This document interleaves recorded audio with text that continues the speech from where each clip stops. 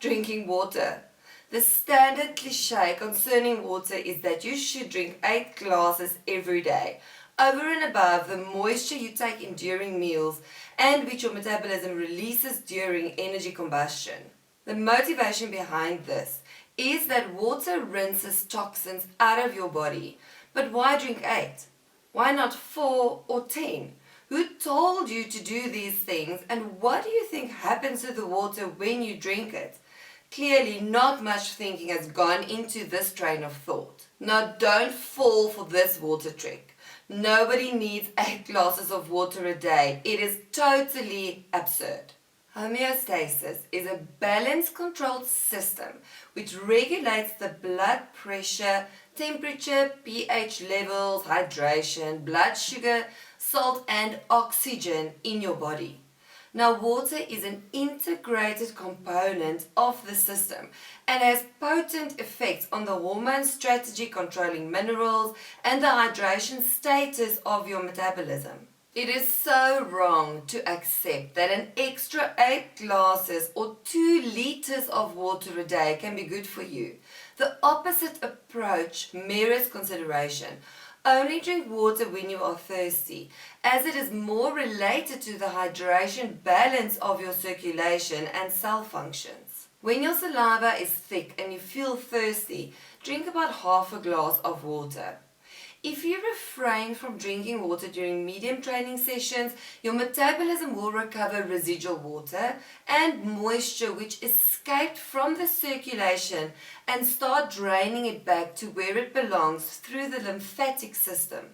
A metabolism that runs on fat yields water as a byproduct at 1.5 ml of water per 1 gram of fat burned.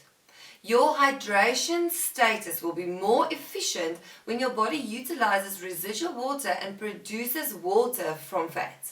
Now let's take a look at the camel and the polar bear, which are both endurance monsters, and they are both prime examples of metabolisms that utilizes residual water produced from fat. Camels do not directly store water in their humps.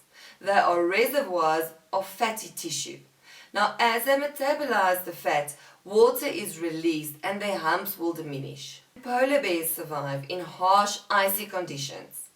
Even with lots of water around, the polar bear cannot drink ocean water and most of the ice is frozen salt water. Now, the primary way polar bears get their water, however odd it may sound, is by eating as much seal fat as they can lay their paws on. When catching a seal, a polar bear will eat the energy-rich fat or blubber first, often leaving the meat behind. Now there are several reasons for this, but one of them is that the physiological process of metabolizing meat protein requires water from the body, whereas the breaking down of fat actually releases water. In other words, the more fat the polar bear eats, the less water it will need to drink, if any at all. This holds true regardless of whether the bear is burning recently eaten seal fat or burning its own fat deposits. Now this also holds true for humans. Now the dehydration horror story reaches its climax when the combination of hydration and energy overtakes health sanity. More metabolisms are destroyed under the impression that hydration through sugar-laced water is beneficial and safe. The opposite rings true when diabetes enters the health scene due to the overexposure to sugar and phony carbohydrates. This all rides on the back of dehydration scaremongering. Next time we'll be looking at autophagy, which is the consumption of the body's own tissue as a metabolic process. Guys, remember to subscribe and we'll see you next time.